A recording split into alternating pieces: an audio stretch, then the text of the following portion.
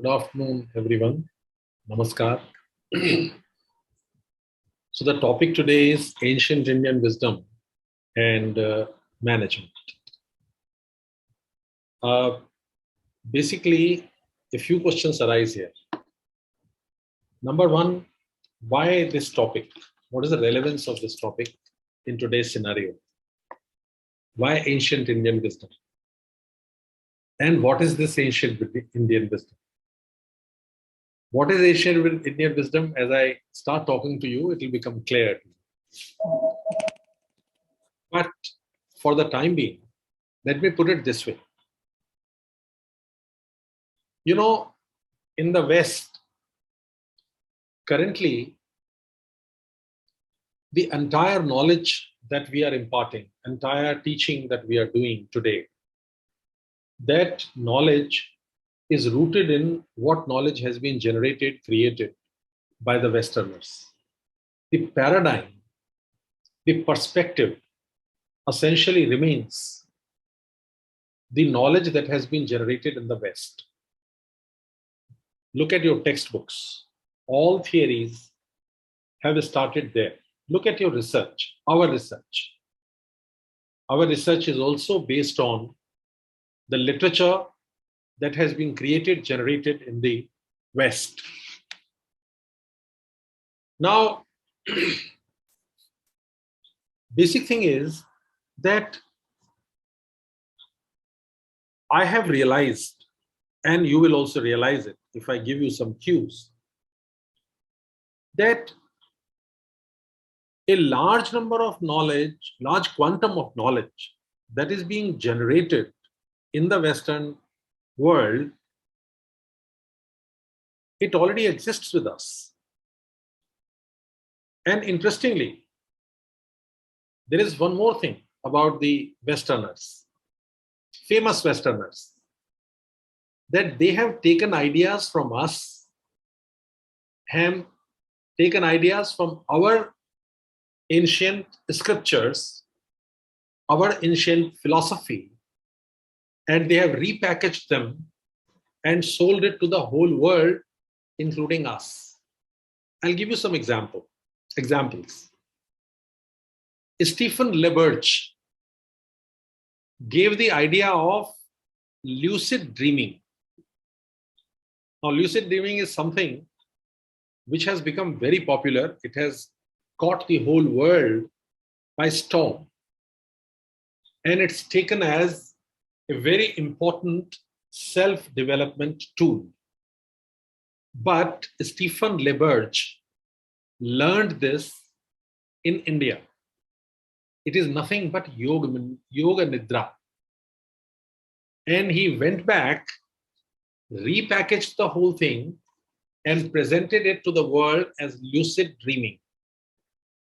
In the initial years, he was acknowledging that it was a form, or it was actually yoga nidra, because he was completely immersed in the practice of yoga nidra, gained its benefits, and then started selling it, but gave a different name altogether called lucid dreaming.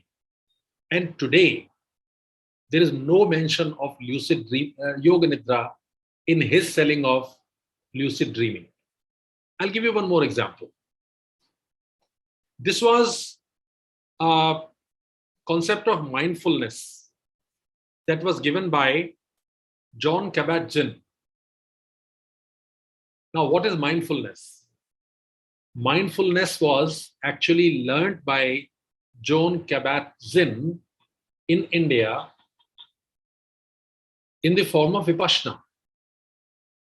Now, Vipassana is a very famous mode of meditation which follows the Buddhist philosophy in India. And it is a very powerful tool. This fellow repackaged the whole thing and presented it as mindfulness. And very interestingly, if you Google mindfulness or Google spirituality research, and you look at the research papers on spirituality, a large number of research papers will come on the concept of mindfulness. So it has been, Vipassana has been completely hijacked by the concept of mindfulness. Another example, third one, it was Herbenson who talked of relational response, relational response system.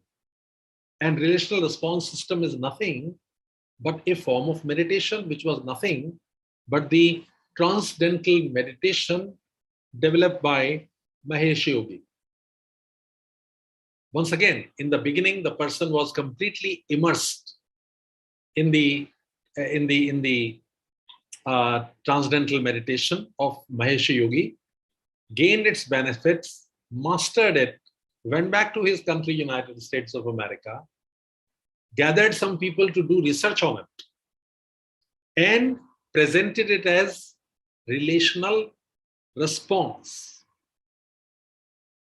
Now, interesting thing is, now that these have become popular, the original idea from where they had stolen this, from where they had hijacked it, there is no mention of it. Yoga Nidra does not find any meditation. Vipassana does not find any mention. The transcendental meditation does not find any mention.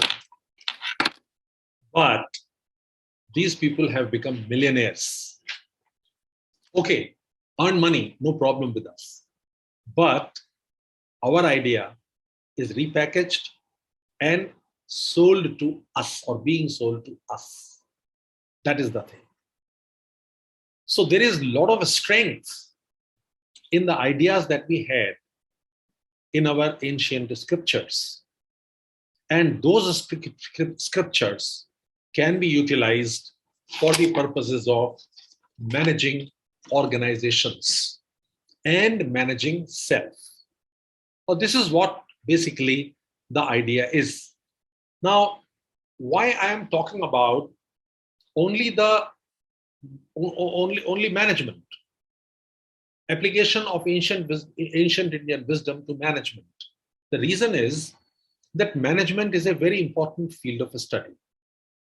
It is a field of study which is actually can be considered as a major tool to commercialize scientific innovation.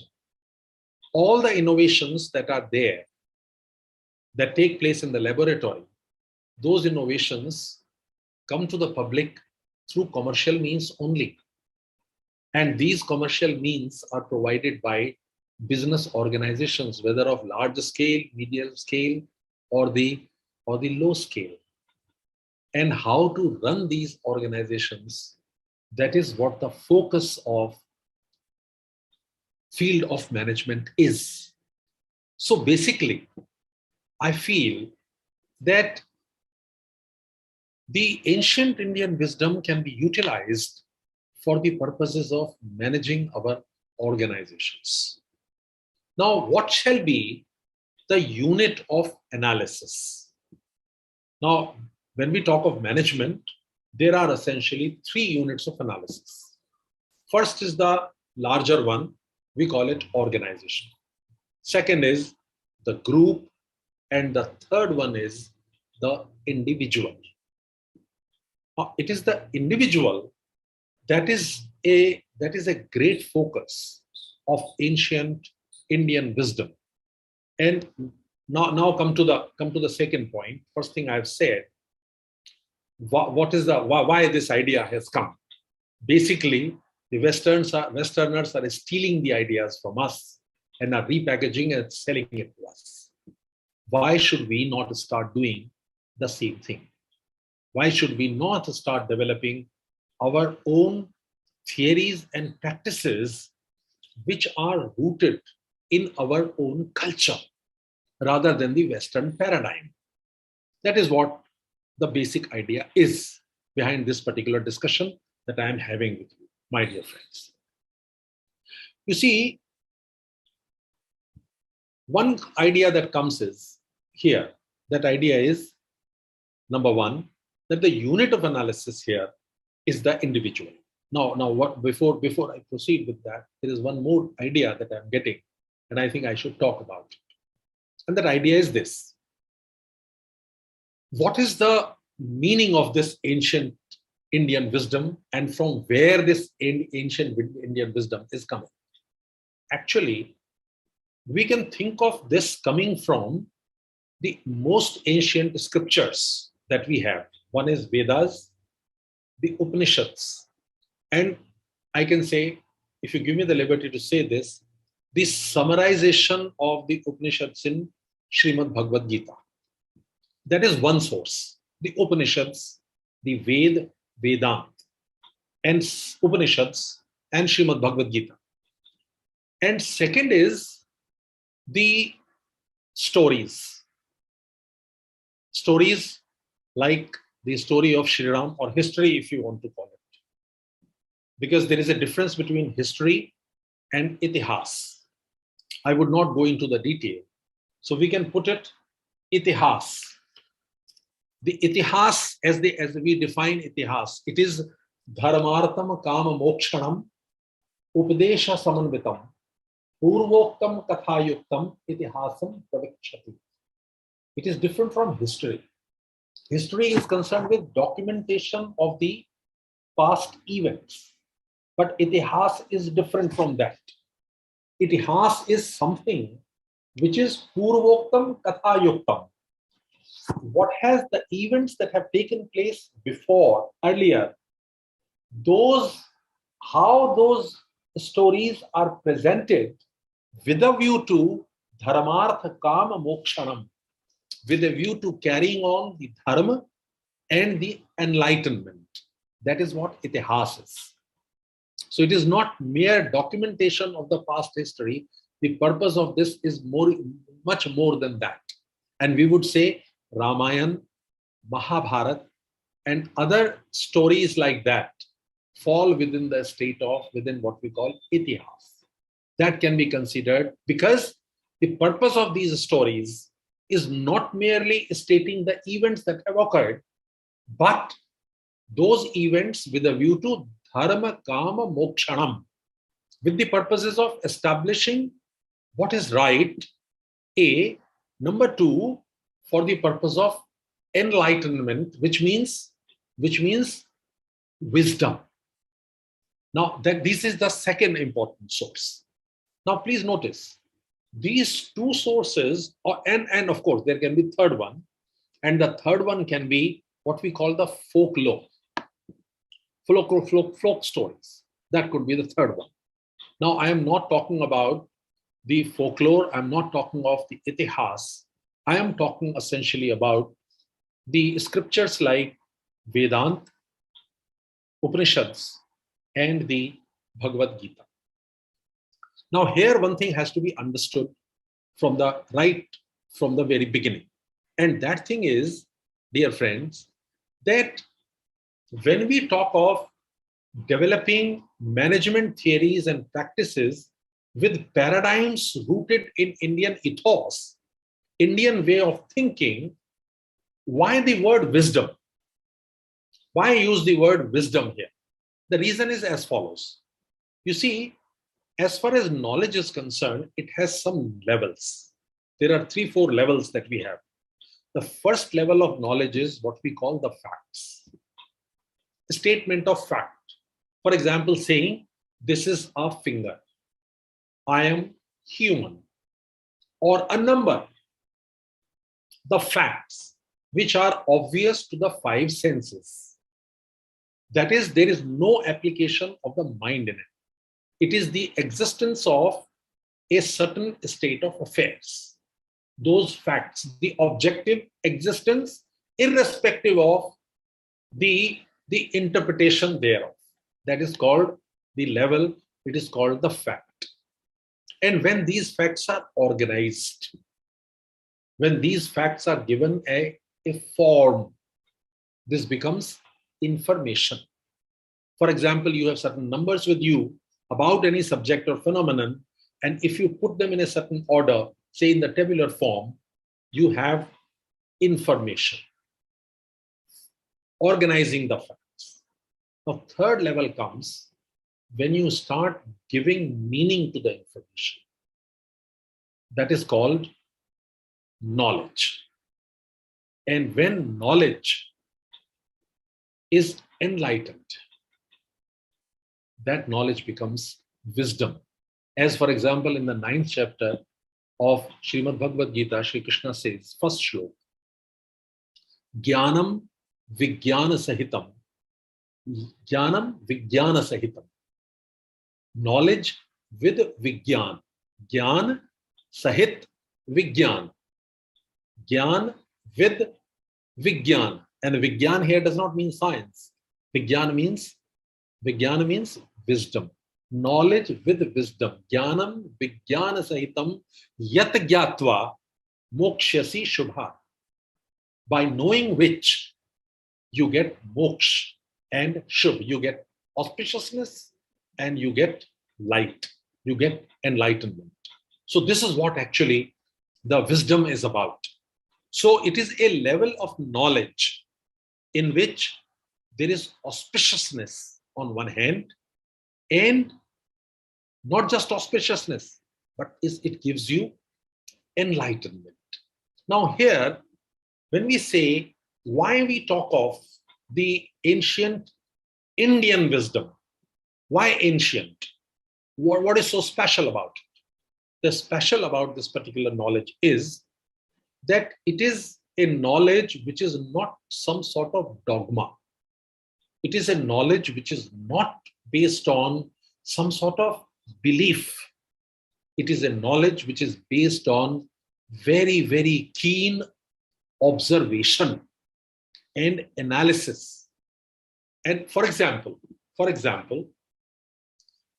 let me prove this particular point that is based on keen observation and analysis.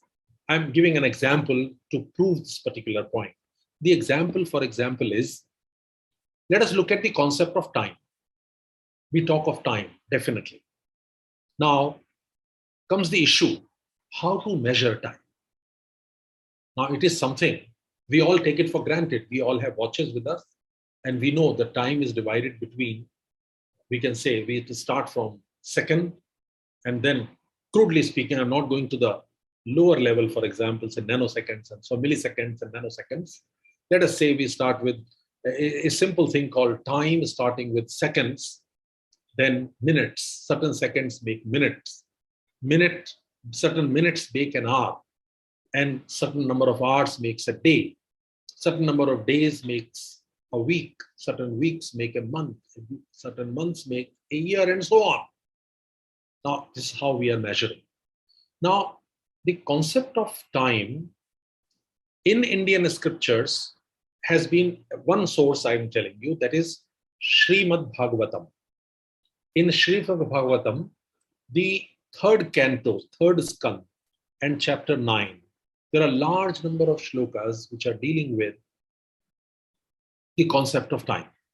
And one of the shlokas speaks about how time can be measured. Now see this shlok. Let me read this shlok to you.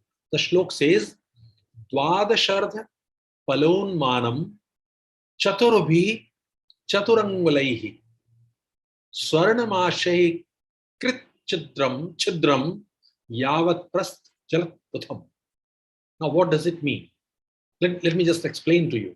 It says Dvadashardha. Dvadash means 12. Ardha means half. Half of 12. Palon manam. Take the weight. Pal is a unit of weight. So Dvadashardha palon manam. There is half of 12 pal of weight. Please take it. But that is, take a vessel which is of 6 palas, which weighs 6 pal. And just up to about 60, 70 years back, we were measuring the weights in the form of palas, or pal as we call it. Chaturbhi chaturangulaihi swarnam ashai, which means what? Chaturbhi chaturangulai, 4 angul long, 4 finger long, chaturbhi, and 4 weightage of swarnam ashai. which means a stick made of gold, which has weight of 4 and is 4 angul broad. Now, weight is given, for example, to you, and length is given, weight is given to you, length is given to you, then diameter of that particular shalaka, Swarnamashai, made of gold, that is given that it is made of gold. Now, Kirtachadram, make a hole with this into that vessel which has 6 palas. Yavat prasth jalat putham. Now put water in it. And as the water gets filled into it, the period in which that water will be filled, that period will be called Nadika. Now look at the depth and keenness of observation and description. How to measure time. A Nadika can be measured with the help of that duration, or Nadika is the time duration which lapses in filling a vessel which has a weight of 6 palas and has a hole which is made with the help of a stick made of gold, which has 4 angul long and has weight of 4. Now, this is a very keen observation. Now, that is what I am trying to say. Like this, you can get n number of examples and descriptions. And all this is not religious. The scriptures, particularly the Vedas and the Upanishads, they are not religious. Religious in what sense? Actually, what a religion is, if we understand the religion in the general sense, we would say religion would compose of, number one, there has to be a book, not an idea, a book. Number two, there has to be a prophet, a book, and a code of conduct, given code of conduct. If that code of conduct is followed, you are following the religion. And if you are not following a code of conduct, then you are not following the religion. And number four, there is a superordinate goal or superhuman goal. For example, superhuman goal of, say, for example, going to heaven and achieving it. All right? The day of judgment in case of Christianity and Islam. And of course, Judaism. This kind of things are not there in these scriptures. These scriptures talk about superhuman goal is definitely there. And that goal is that you identify yourself with the entire universe. But there is no very specific code of conduct given to you. A code of conduct, if you don't follow, then you are not a member of that particular religion. That kind of a thing is not there. And there is not a single thought. There is not a single book. There are multiple thoughts. Actually, if you look at these scriptures, and if we look at the summary of these, as it is described and recognized by the scholars, the Srimad Bhagavad Gita gives you the summary of the entire thought in a very, very concise manner. Now look at this. Look at this. Srimad Bhagavad Gita consists of 18 chapters. The 18th chapter is the last one. And in 18th chapter, Shri Krishna completes his message in 66th shlok. Now, while Shri Krishna is completing his discourse, and as he reaches 63rd shlok, he is just about to complete his discourse. He is about to complete what he wants to communicate. When he is in that process, at that time, just before completing his discussion, what he says is, it is something very important. In 63rd shlok, he says, Itite jnanam akyatam guhyad guhyataram maya. Vimarsha etat visheshena yathechasi tatha kuru. Now, please see, let me explain this. It's a very, very important statement of Indian philosophy. The statement is this: Itite jnanam akyatam. Iti means completed. Te jnanam, completed. To you is the jnanam akyatam. Jnanam means knowledge. Akyatam means explanation. Explanation of knowledge to you is completed. Itite jnanam akyatam. I have actually explained the entire knowledge to you. And what type of knowledge? He says, Guhyad guhya taramaya. Guhya means deep. Now see the use of the word. Guhyad guhya taramaya. Deeper of the deep. He does not use the word deepest. See the choice of the word by the author of Srimad Bhagavad Gita. He does not say deepest of the deep. Guhyat guhyataram maya. He says guhyat guyyatam maya. No. He says, I have given you the knowledge which is deeper of the deep, which means that there is further scope that we can have more deep knowledge also, dear friend. And who is saying this? It is Shri Krishna, the character, who is making this statement. I have given you all the knowledge, which is deeper of the deep. But he is not saying that, look, and look, who is this Shri Krishna? This Shri Krishna earlier has said, Aham kritsanasya jagata prabhava pralayastatra. The self, he says, to symbolize himself, he says that I am the cause of the universe. Aham kritsanasya jagata. I am the cause of the universe, and prabhavastatha, and of the origin. This actually, he is symbolizing himself as the origin as well as the end. And even then he says that I have given you the knowledge which is deeper of the deep. And look what he says. He continues now. And he continues as saying, Vimarsha etat visheshe. Vimarsha means vimarsh. Think over it. Etat, on this. Vimarsha etat visheshena. Especially think over this.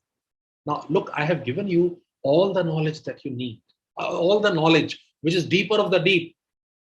But think over this, and think over this especially. And yathe chasi tatha kuru, do as you like. Now, see the freedom that has been given. Shri Krishna, it is not that ye nahi kaha ki that you will become dharmchyut, that you will no longer be within this religion, within this dharma. No, you will not become condemnable. He does not condemn you if you do not follow that. Completely upon you. And this particular shlok is the fundamental strength of the Indian philosophy. And the fundamental thing is what? Individual freedom. Even Shri Krishna, and if you say Lord Shri Krishna, even if you take that liberty of saying that Lord Shri Krishna is saying, the incarnation of Vishnu is saying, I'm not saying consider it like that. Even if you consider it, even then, the idea is what? I have given you the entire knowledge. But this knowledge is deeper of the deep. In future, it can be further expanded. Not the final. But you think over this. And how do you think over it? Visheshena. Especially think over this. And do as you like. Do as you choose. And why he says so? He says so because he says that ultimate reality is inside us all. Ishvara sarva bhutanam hrideshe arjun tishtati. It is inside all beings, the ultimate reality, which is called Ishwar. This ultimate reality is the truth, inner truth of your own, and it is not to come from outside. It is for this reason that we talk about talking of this ancient Indian wisdom. This ancient Indian wisdom is not prescriptive, it is advisory. If you want to follow it, you follow it. If you do not want to follow it, you are completely at freedom not to follow it. So it does not make you either religious or irreligious for that matter. But what can be the benefit? Now see, when Sri Krishna, what can be the benefit? Benefit can be management of the self. And how that self, look at Srimad Bhagavad Gita. Sri Krishna starts his message in the 11th shlok of 2nd chapter of Srimad Bhagavad Gita. And he ends his message in the 66th shlok of 18th chapter. And it cannot be just a coincidence that the word from which he starts, the word Sri Krishna speaks in the beginning of the message, is the same word at which he ends the message. And interesting thing is, what is the word? The word is last word, for example, Ma Shuchaha, do not grieve. The word is do not grieve. The word he starts with in 2nd chapter is grief. Do not grieve. Ashochasvanva shochastvam. Do not grieve. Ashoch. Do not grieve. He starts with this. Ashochasvanva shochastvam. Do not grieve what is for those who are not worth being grieved. And where he ends? He ends, Ma Shuchaha. Aham Tvam Sarva Papebhyo Mokshishyami. I will liberate you of all your troubles. Ma Shuchaha. Do not grieve. So actually, Bhagavad Gita appears to me as a treatise, as a document, which is all about managing the grief as we live and journey through the world. Now, dear friends, coming back to our discussion. Now, the unit of analysis in the ancient Indian wisdom is the individual. And so is the working of mind, the individual unit. Now, let me draw some parallels for you. A lot of work on the issue of choice has been done by Daniel Kahneman, who was given the Nobel Prize. He was a psychologist, but he was given Nobel Prize in economics in the year 2002. And he has worked on the issue of how human beings make decisions, how human beings think. How does the mind really operate? What is the mechanism through which it operates? He has done it with the help of certain experiments he conducted. I would like to share two of those experiments, and then I would say how those very ideas are there in our own scriptures. Very interesting. See first, experiment number 1. In this experiment, what Daniel Kahneman had done was that a task was given. The task was given to a large number of subjects, and the task was given to the task was this, that these subjects were supposed to watch a short video.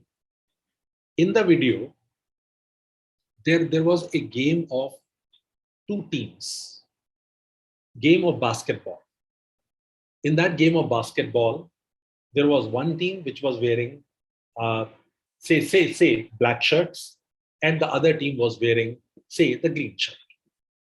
The task that was given to the subjects was this: task was that please look at this and count the number of passes the team wearing black shirts, the number of passes that are made by the members of team wearing black shirt.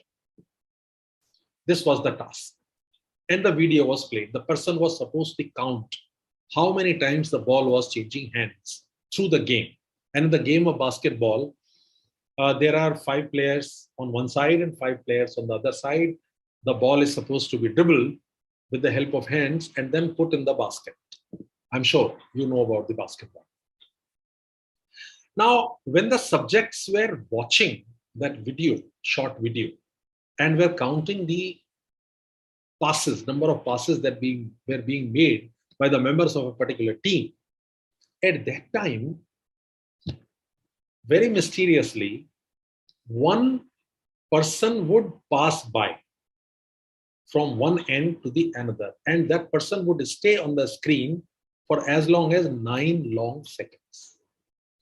An interesting thing that was observed was that a large number of people who were involved in watching this video, this large number of subjects, could not notice the coming of that individual on the screen and going away.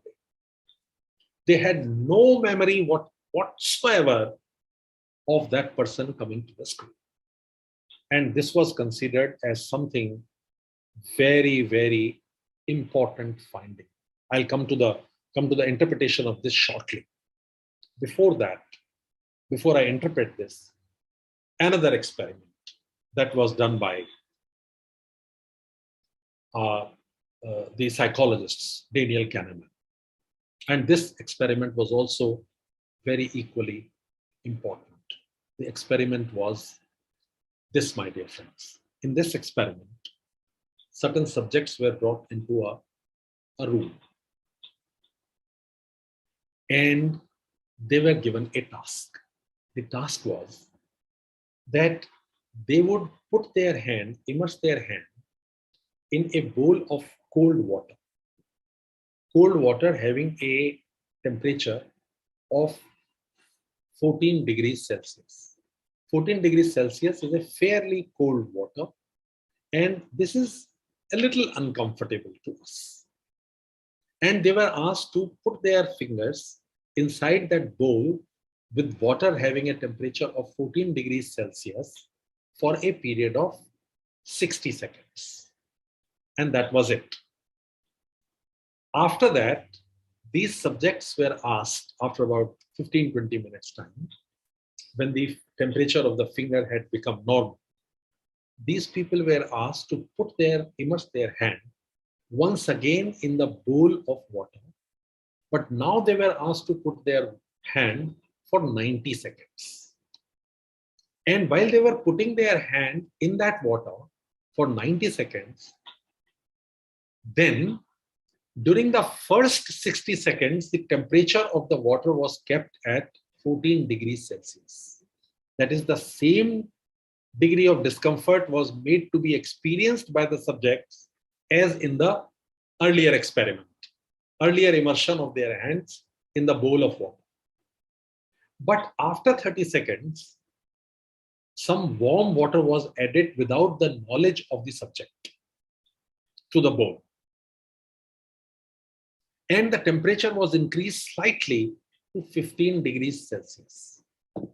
Now, 15 degrees Celsius is also uncomfortable, but it is comparatively less comfortable than when the water is at 14 degrees Celsius.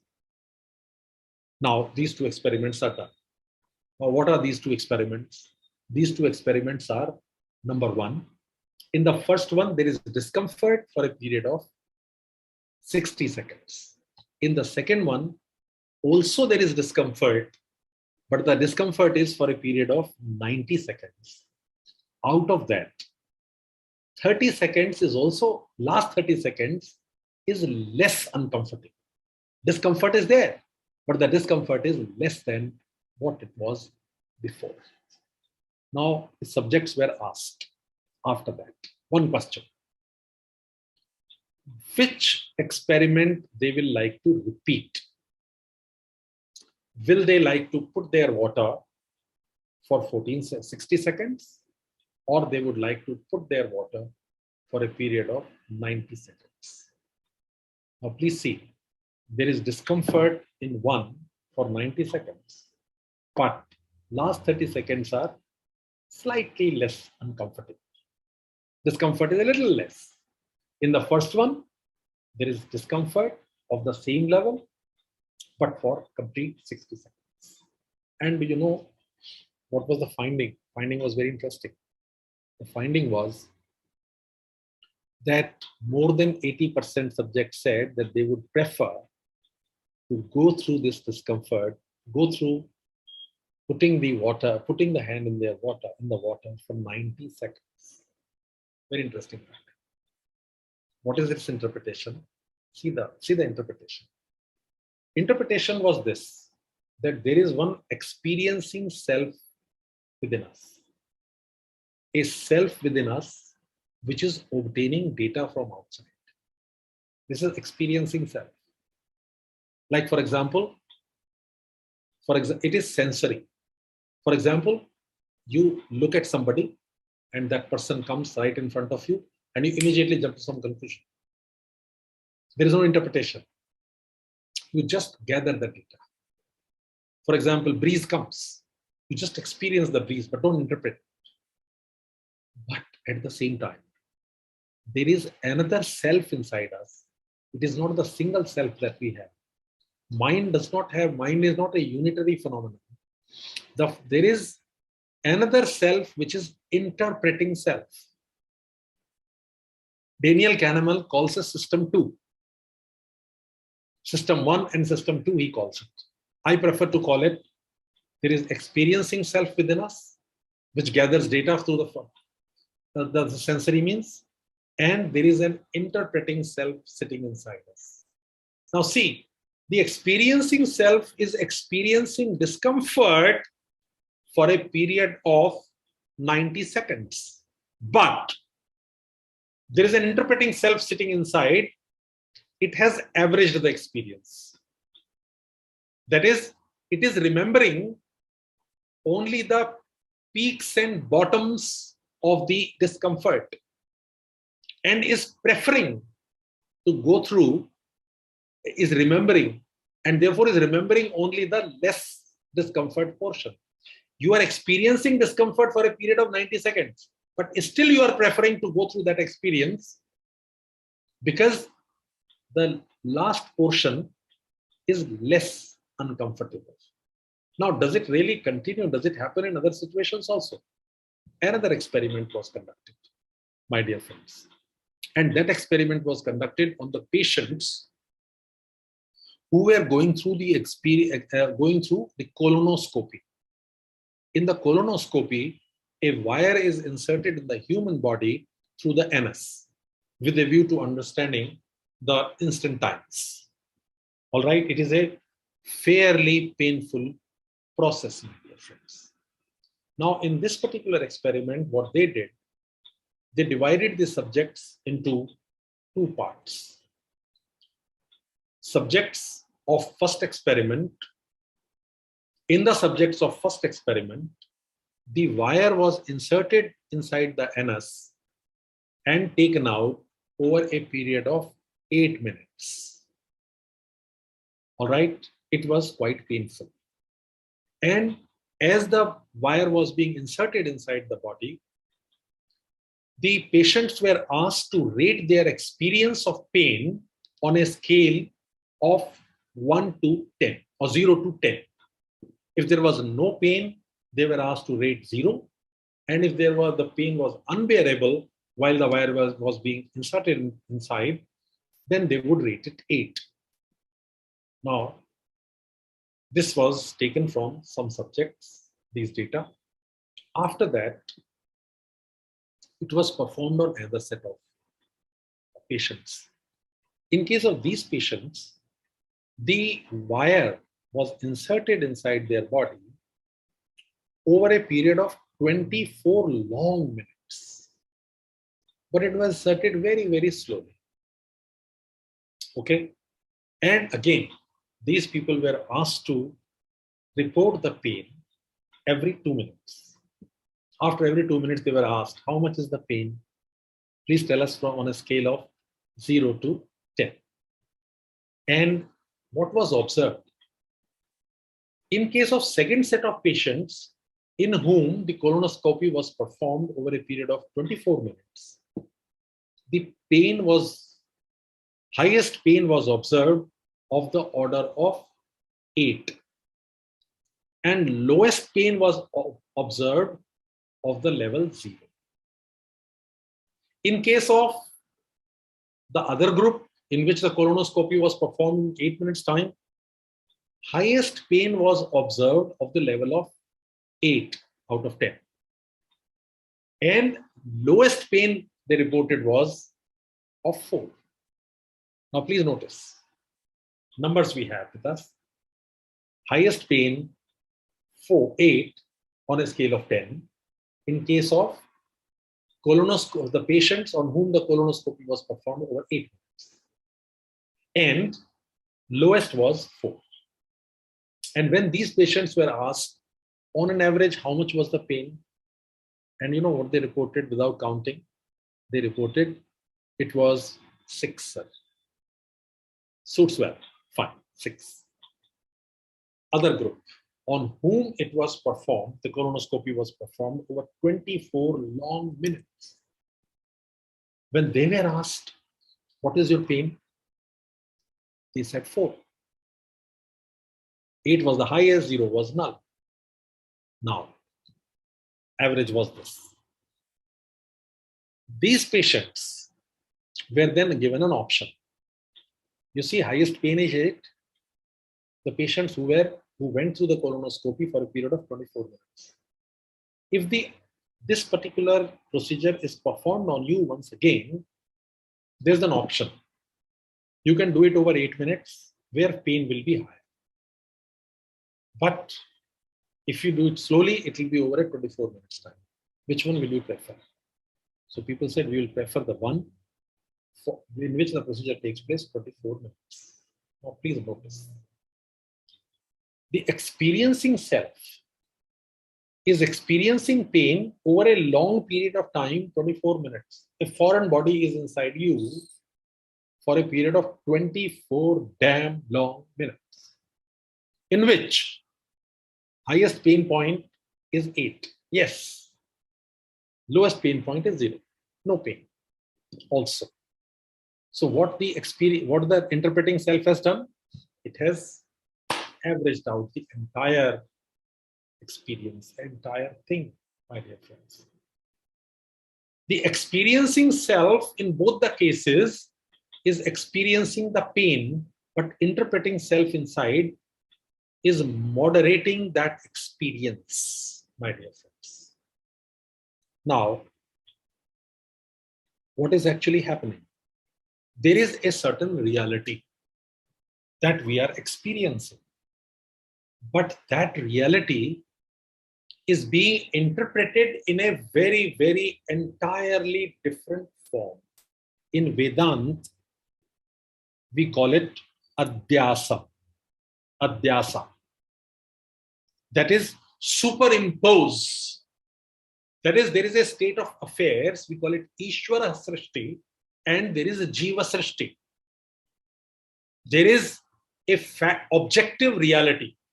For example, we say there is those of you who are aware of the epistemology and ontology of the phenomena, on epistemology of knowledge and ontology of the state of nature, there is an objective reality which exists irrespective of mind.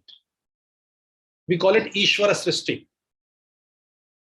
There is objective reality of the pain that the individual is going through during the colonoscopy.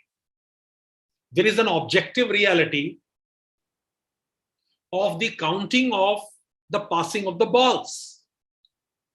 And there is another reality which has been superimposed by the interpretation in both the examples. Whether it is the example of the putting the fingers inside the cold water, or the experience of going through the colonoscopy. In the example, in the experiment relating to the passing of the balls, the reality was completely ignored. Mind did not notice because mind was occupied elsewhere.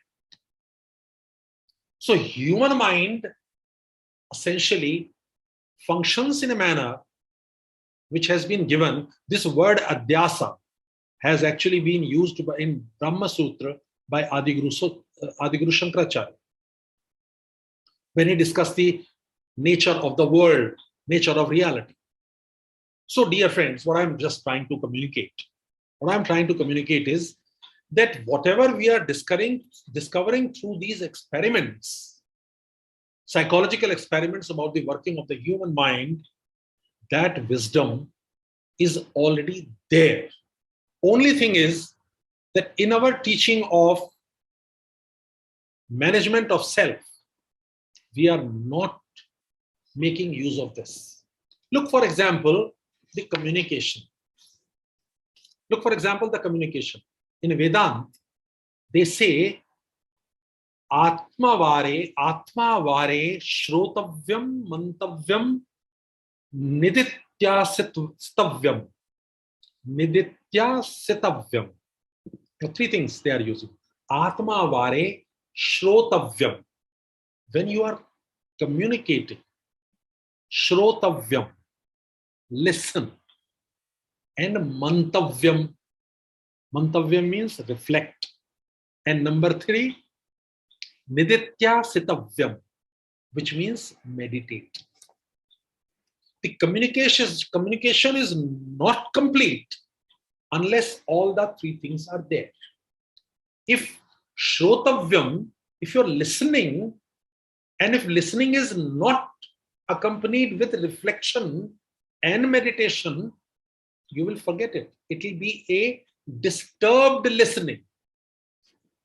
For example, shrotavyam, you listen, atma vare shrotavyam. If you listen in complete form so that you can reflect. Now, if shrotavyam is disturbed, then it will be what? You do not reflect. You impose your own ideas upon that. Now the reception will not be there.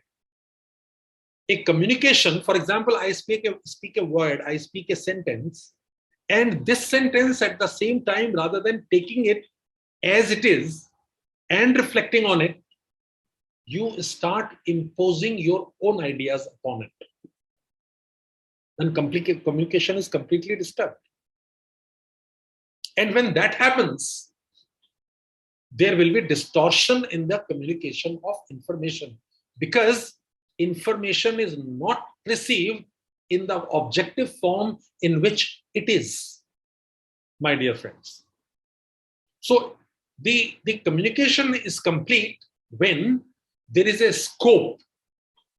Shrotavyam, there is a scope for mantavyam.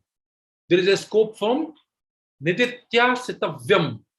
There is a scope on the information that you are receiving, that you can reflect on it, that you can meditate on it, that you do not superimpose your idea upon it. Then it becomes completely distorted. You know, we often do a game while teaching communication. We gather say 7, 8, 9 persons, and to one person we narrate a paragraph. And that paragraph we ask that person to communicate to the next person. Then the next person communicates the same, whatever he has heard, to the next person.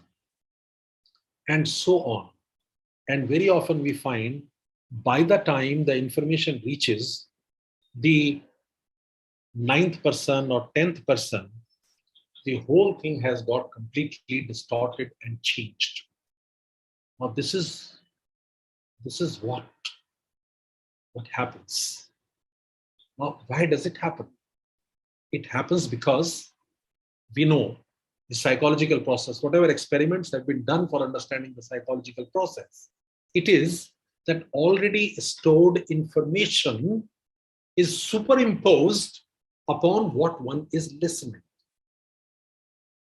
Now, if you are superimposing the information already stored in the mind, then mantavyam, that is reflection, cannot take place. Reflection can take place only when the information is heard in absolute form. So we say Atma Vare Shrotavyam Mantavyam Nidita Sitavyam. Without it, it cannot take place. So these are the pearls of wisdom that are available to us to a very, very great extent.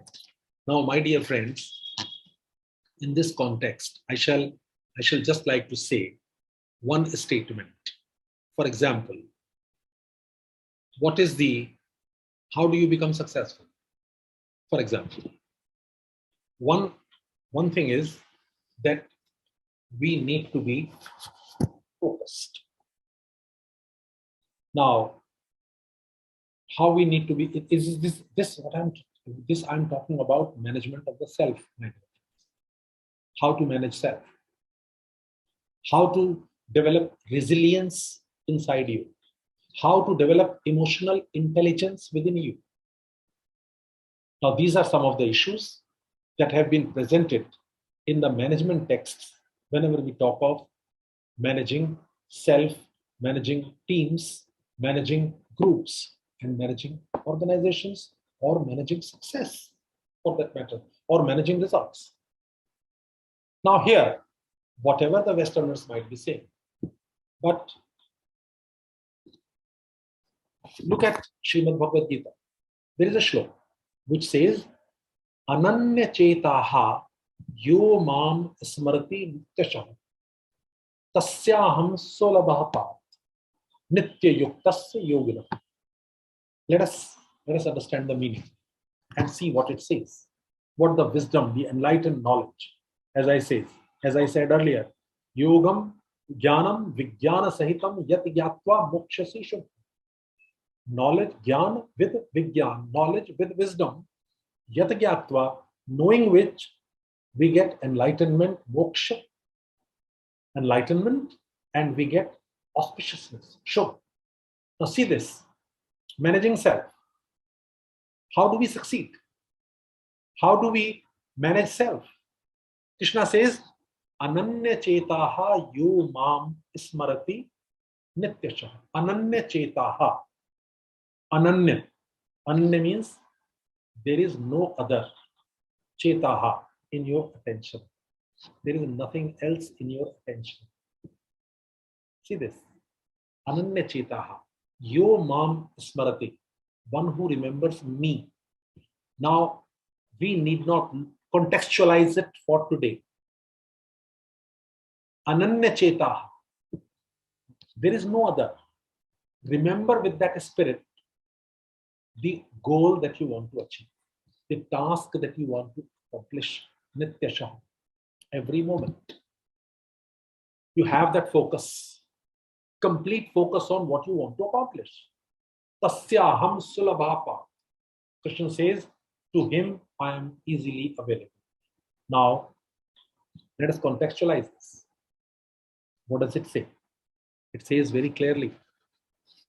One thing comes very, very obviously, it comes that to him it is easily available. So what is easily available? Easily available. What is easily available? Leave everything else and focus on this. The task, the goal, the objective.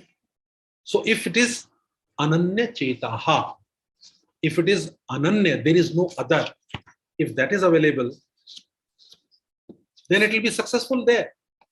And what should be the leadership style? Yadya charati shreshthas deve taro janaha. See, yadyada charati shreshthas tat deve taro janaha. What does it mean? Again, from Sri Bhagavad Gita, it is the 21st shloka from chapter 3. Says very clearly, yadyada charati, the way behave, the way Who behaves? The way behaves Shreshthas Tat Deve Taro Janaha. The way the people who are superior to you behave, others follow. Now, thing is, it is stated in one context, but it can be stated now that you have to put the leader has to show by example. Subordinates will follow. Bottleneck will lie always at the top of the bottle. Take care of the bottle, take care of the problem, and it will definitely be resolved. And what is at the top? At the top is the leader. And if that thing continues, that thing follows, then success will automatically come. Leader should provide an example. Leadership should be there to lead and lead with example, then people will follow. And at the same time, what should be there? There should be ananya chetaha. That is, attention is on nothing else but on the task.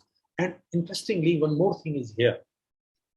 In our ethos, ancient Indian ethos, there is a concept of work-life balance, which is given by the Westerners. Work is separate and something called life is separate. Is that really so? Now, I like to talk about Ramcharitmanas. Scripture. This is a story of Shri Ram, which is written by Tulsidas. In a Sundarkand, he describes Shri Hanumanji is traveling. He's on the way to Lanka. All right. So, Jalanidhi Raghupati Doot Bichari Te Mainat Ho Hi Sramhari. This is the line that comes there. Jalanidhi Raghupati Doot Bichari Te Mainat Ho Hi Sramhari. What it means is the ocean, Jalanidhi says, Raghupati Doot Bichari, that it is the Doot, it is the servant, it is the messenger of Raghupati, messenger of Shri Ram who is going. So Jalanidhi says that this is the messenger of Shri Ram who is going.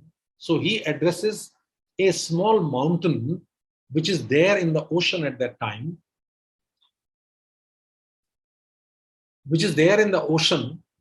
and says, is it all right? There is some disturbance, Parul. Am I visible and audible? Yes, sir. Okay, I can continue. Yes, sir. Okay. All right. Now see, Jalanidhi Raghupati Doot Bichari Te Mehna Ho Hi Sramhari. So Jalanidhi, the ocean, is saying to that mountain that you please ask Raghupati, ask Shri Hanumanji to take some rest. After all, he is the messenger of Shri Ram. Now, in the very next line, response of Hanumanji is documented in that.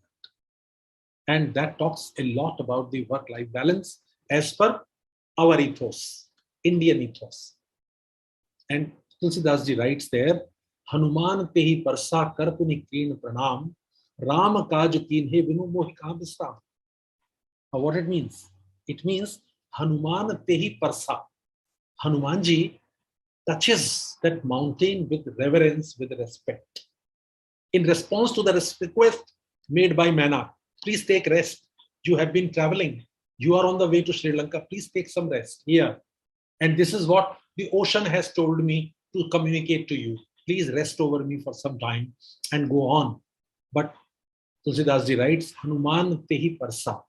Hanumanji touches him with reverence. Kar puni keen pranam. After that, offers salutations to that mountain for the generous offer made by him. But makes a statement, Ram kaj keen he binu. Without completing the work of Shri Ram, mohi kahan visram, where is rest for me? Until I complete the job of Shri Ram that has been given to me, where is rest for me? Now see this particular expression talks about our ethos. There is no difference where life is, where life begins and where work ends. It is all together. Life and our work are the same because work itself is worship.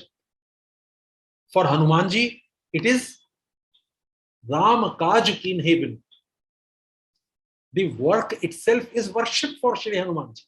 So until the worship itself is embedded in the work.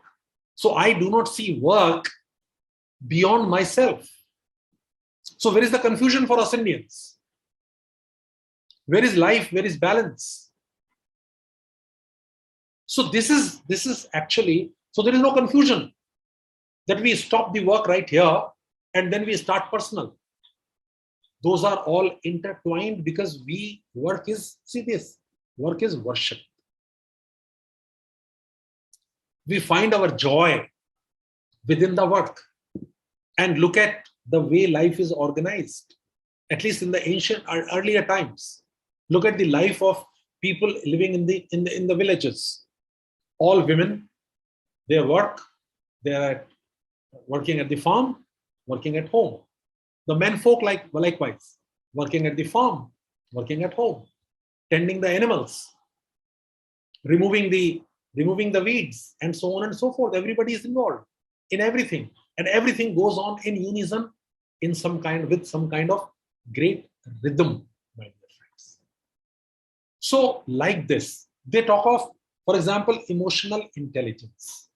When they talk of emotional intelligence, they talk of this idea was given by Goldman. Now, when Goldman speaks about the idea of emotional intelligence, he says that as far as emotional intelligence is concerned, there are a few things that have to be kept in mind. And he talks of 5 things: self-awareness, self-regulation. Then he talks about motivation, empathy, and social skill. Now, all these 5 things, which Goldman has been talking about since mid-80s, and scales have been developed for emotional coefficient, those ideas are already there, for that matter, within the Bhagavad Gita. Only thing is, or in the Upanishads for that matter, only thing is that we need an eye to look at them. For example, he talks of self-awareness. Know yourself. Know yourself. That is what the idea is. Now, how do you know yourself? He gives certain prescriptions. How to know yourself? Stabilize your mind is the prescription given by Goldman. He talks of knowing your own values, your own beliefs.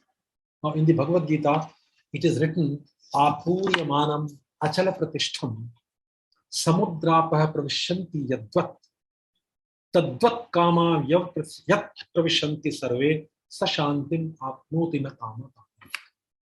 What it means?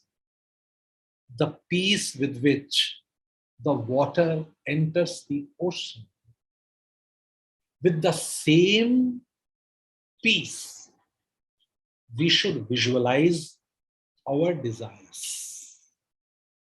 And if we are able to visualize our desires with the same peace with which the rivers enter the ocean, then in the pursuit of those very desires, we are able to maintain our balance. So simple, so beautiful. This is what has been packaged as means of arriving at self-awareness. Uddhare dat manatmanam na atmanam avsadaya. Atmev hyatmano bandhuratmev viparat. The self is the cause of elevation of self. Uddhare dat manatmanam na atmanam avsadaya. And the self is the cause of the debacle of self. This is self-awareness. You be aware of what you are doing. The mind is just a space for that. Okay? So it is very interesting that the idea of self-awareness is right there. Self-regulation, they talk about. In second chapter, what does Krishna say? Krodhad bhavati sammoha. No, the starting point is that the moment there is a desire, the moment there is a desire, there is attachment. All right? And the moment there is attachment, there is anger. And the moment there is anger, mind gets adversely affected. Okay, this is in the second chapter. It comes. It is very interesting. The moment we Sanjay, this is just a moment. Bhagavad Gita is right in front of me. I hope I can get that particular shloka here. Just give me a moment. Dhyayato vishyan punsah sangasteshu pajayate. Dhyayato vishyan punsah. The moment you think of anything which is to be achieved, obtained, collected, that is vishay. Dhyayato, the moment it comes to your mind, dhyayato vishyan punsah sangasteshu pajayate, immediately attachment arises. Dhyayato vishyan punsah sangasteshu pajayate sangat sanjayate kama kamat krodho abhijayate. The moment you think of this attachment, the attachment will lead to anger. Attachment will lead to desires. Desires will lead to anger. And krodhat bhavati sammoha. Sammohat smriti vibhrama. Smriti bhranshad buddhinasho. Buddhinashat pranashyati. So anger will lead to destruction of the wisdom. And when the wisdom is destroyed, immediately you completely get destroyed. This is self-regulation. If this is not self-regulation, what self-regulation is? And if you read between the lines of what Goldman says about emotional intelligence, on the self-regulation, it is this. And then there is a prescription. There is a prescription here. Prescription here is Rag Dvesh Vyuktaistu Vishyan Indriyeshcharan. Whatever task you have to do, you do. But you do that without getting really involved. Again, self-awareness, self-regulation. And there is a motivation. And what is that? Ashma Vasher Vidheyatma Prasadam Adhigachati. Now the word is prasad. Prasad means joy. Joy will come to you when you are able to perform your task without getting attached. As simple as that. Only thing is that we are not packaging this wisdom in the manner in which it will be acceptable to the so-called logical world, my dear friends. What the need today is, dear friends, with all the young and mature and senior and junior professors who are listening to me, that we need to take this task upon ourselves. And this knowledge, which is there, needs to be discerned and understood in modern context and researched and presented in the form in which it will be acceptable to the scholars. That is, providing it the right kind of epistemology. If we are able to do that, that management of self will definitely be there. And secondly, yes, there are tasks. Group behavior we talk about. Very famous statement is there from Kathopanishad.